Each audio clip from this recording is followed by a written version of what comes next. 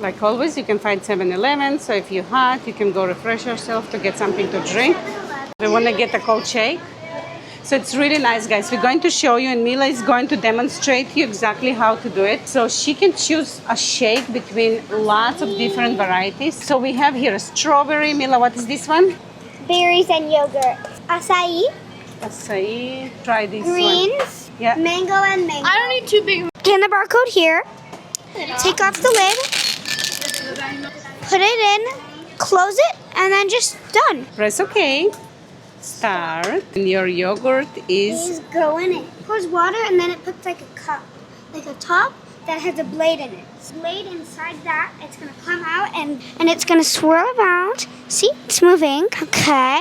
Gonna do my straw. I gotta get a cap now. I'm going to get for me a lid. It's actually say here smoothie, so you know exactly which lid you need to take. It's let us know that it's done, that we can open it. So I'm going to open. I'm taking my smoothie out to take the lid. The only bummer, it's a half. I'm going to try it.